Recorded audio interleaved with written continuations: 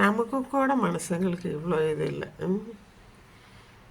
கீரை சாப்பிட்டா நல்லதுன்னு சொன்னால் யாரும் கேட்க மாட்டாங்க. அதான் அது பாருங்கள், வாயிலா ஜீவன் எப்படி தான் ரசித்து சாப்பிடும்.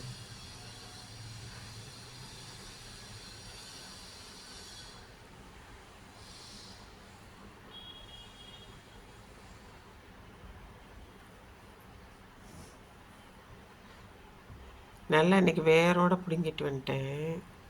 அதனால் அதை காலில் தொப்பிக்கிட்டு தொத்தி பிடிச்சிக்கிட்டு அழகாக சாப்பிடும். கொண்டு வரலன்னு லேட்டாக எழுந்திரிச்சு வந்தேன்னு அவ்வளோ கோவம். என்ன சத்தம் போடு, என்ன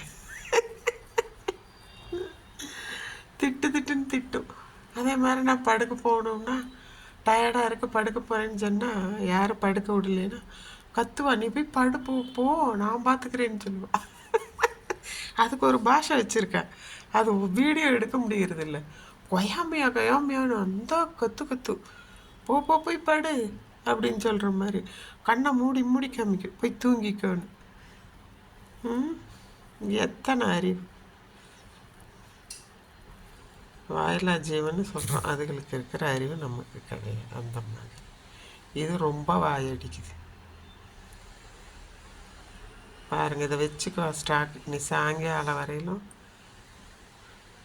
வீடியோ எடுக்கிறேன்னா ஏன் இங்கே இருக்கான்னு பார்க்குறான், கண்ணாடிக்கு இந்த பக்கம் பாருங்கள்.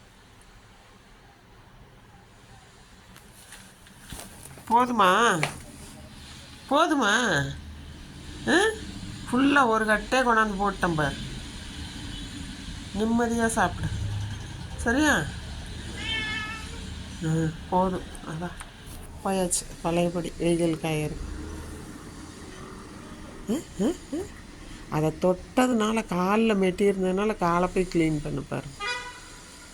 அடியே பாய், ஹாய், பாய் பாய். சாப்பிட்டீங்களா புல்லு? போதுமா? சரி.